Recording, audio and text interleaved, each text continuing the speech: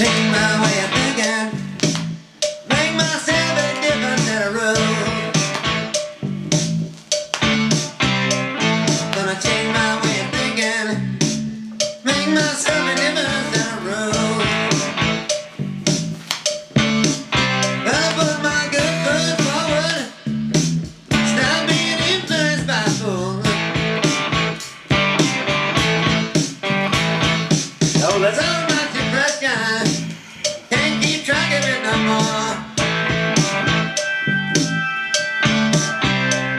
Said there's so much. Now then, I'll be there in a second.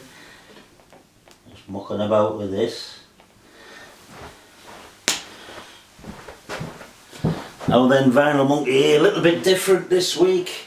I'm going to talk about hi-fi and sound and tweaking your system and getting the most from your system. And I know the Beach Boys, didn't they sang about good vibrations. Well, there's no such thing as good vibrations. All vibrations are bad vibrations when it comes to playing vinyl records. And I just thought a couple of weeks ago, I thought I'm gonna maybe think about vibrations, because I've changed this room around. There's a bits of different furniture, and I thought I'll just see if I can remove some vibrations and whether I can tell any difference. So I started doing a bit of research, and I came across a company I had not heard of, because I'm not really up to date or into hi-fi. I suppose I've got a nice system there. I've got a 1980 name Nate amp.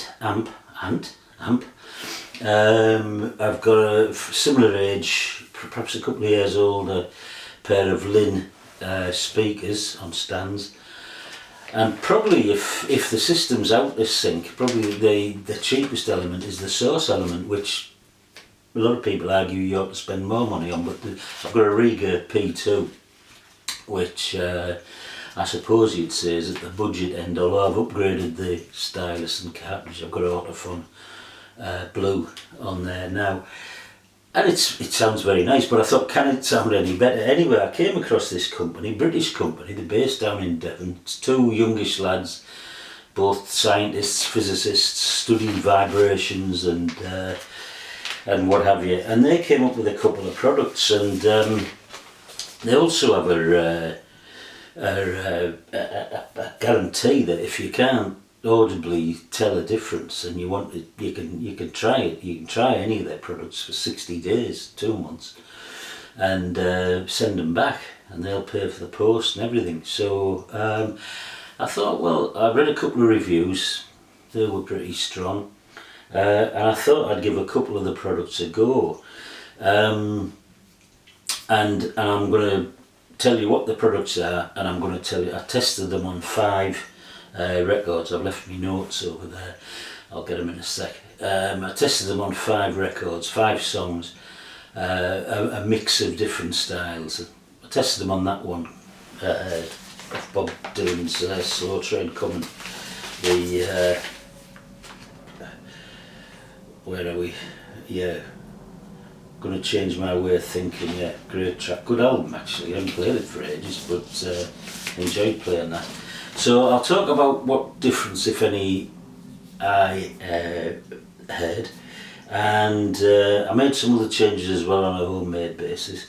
And is it worth it? Is it worth it? So the first thing was a mat. Now I had been using a cork platter mat.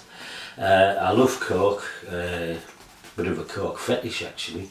I once thought about cork wallpaper in here, which I would have thought had sort of pretty good sonic qualities, although I'm not 100% sure about that. But I do like cork, and aesthetically it looks good. But I've got to say, when I did change from the thin felt mat to this one, I couldn't actually tell any difference. But I just like this one anyway. I like the look of it.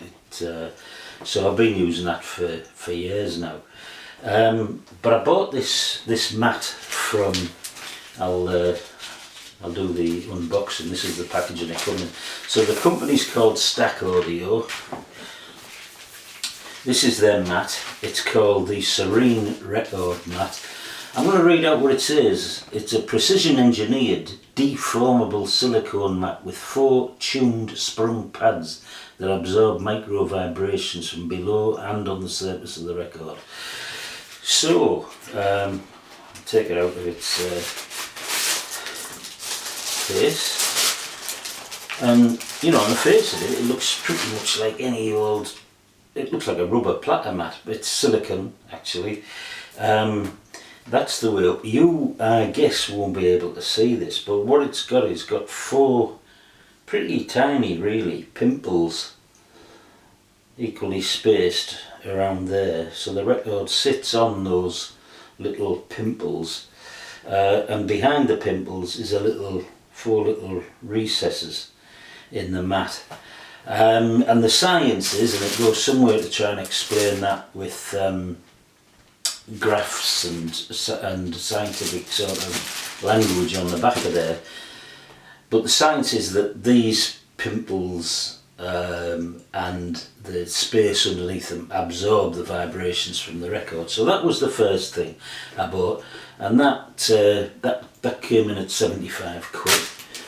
The second thing was a record puck, I suppose you'd call it. Now I already have 2 of these things, and the 2 I've got are the 2 represent the sort of 2 different styles. One is weight, so this is really, really heavy. My son bought me this one. It's really nice. It's got a spirit level in it, which is handy. Very, very dense and heavy, and that simply clamps by weight the record to the platter.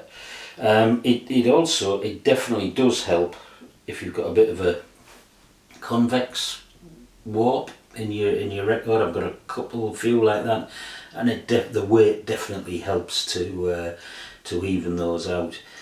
So that's one of the ones I've been using. The second one is a sort of clamp, which this is the Michel clamp, English made clamp, which simply sits on, and you screw the clamp and it clamps the record to the spindle, and so both of those are effective. I think possibly, again, I haven't been able to tell the difference. I think possibly this one is more sonically effective, but what I got was from this one from Stack Audio.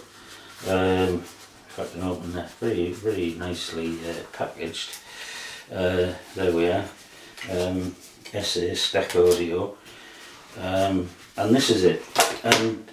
Basically, it's neither of those 2 models. It's very, very light. It weighs absolutely nothing. I don't know whether you'll be able to hear this. I mean, what it is basically it's aluminium painted black, and on the bottom is a sort of flexible silicon sort of base with a small metal sort of washer that goes on the spindle. But if you can hear that inside, there's lots and lots of tiny rubber particles, and the idea is that the vibrations are actually, they move and absorb, and they translate the vibration from movement into heat. Anyway, this so I thought I'd give it a go. This one is just £5 south of 200 quid. So in total, 270 quid for these 2 gadgets. In addition, afterwards, after I'd bought those, and after I've made a bit of a board that sits underneath the turntable, Stack Audio do also make some pads that can go underneath any of your components, but that would be another 200 odd quid. So I'm holding off from that. I thought I'll give these a go. The worst that can happen is that I'll send them back. But I just wanted to tell you what I found out about, and I'll just get my notes, hang on a sec. So the first record I tried was the brilliant, I'll hold the records up, When the Morning Comes from Abandoned Luncheonette, Daryl Hall and John Oates. Beautiful album. The whole thing immediately It was brighter, there was more clarity, the vocals were more breathy. The strumming, you could feel the strumming, you could hear the individual strings being strummed. You could actually, you could almost sense and feel those fingers running over the strings. The guitar licks, they just shone. The acoustic guitar is much clearer. The percussion, particularly the cymbals, much clearer. So yeah, that was the first one I tried, and I thought, bloody hell, wow. So I was taken aback with it actually. But the second one perhaps was the biggest difference. That was the Dylan track. I mean, as you'll know, I've played that without these things, because I don't think me playing them through this camera you're going to pick up anything really. But I played I'm going to change my way of thinking. There was much more depth, there was much more space.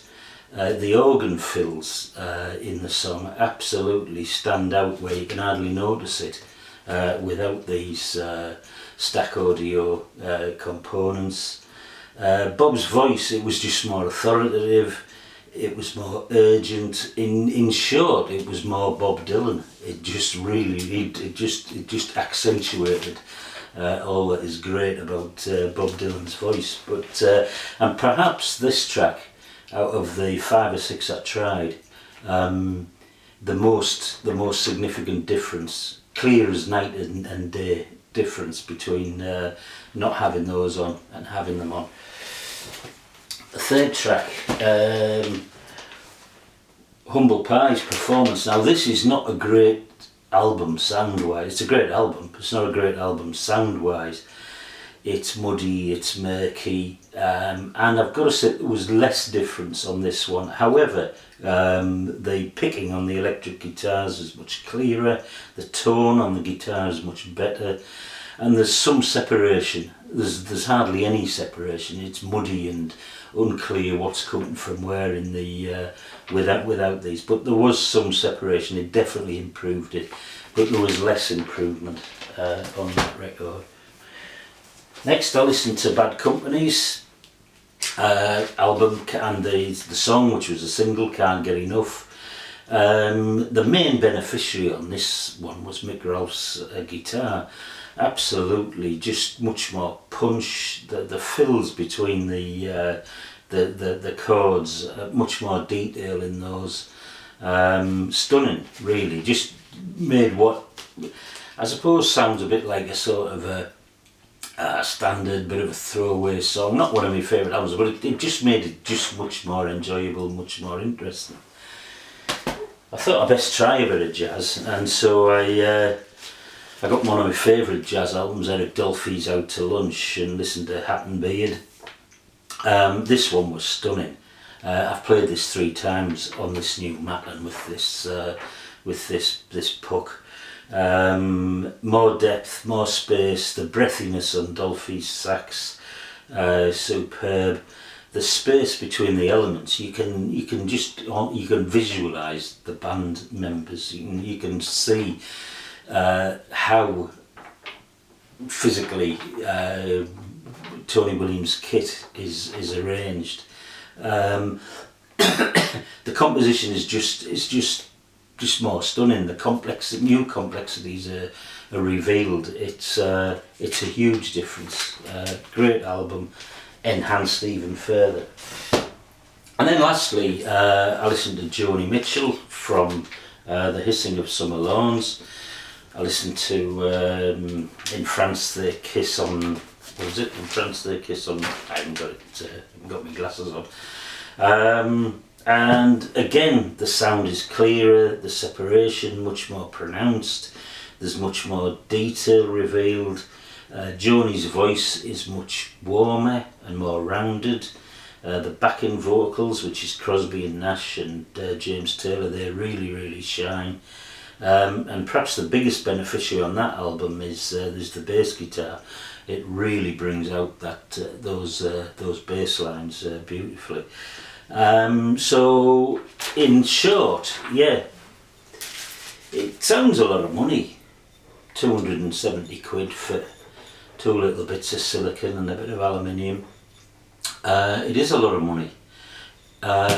It makes a huge difference. These are going to be staying on my record player permanently. It has brought absolute fresh enjoyment to listening to records. I would highly recommend them. Yeah, give them a go. There's nothing to lose anyway. Stack Audio is the company, and we'll go out with the song I last mentioned, which is Joni Mitchell, and we'll see you next time.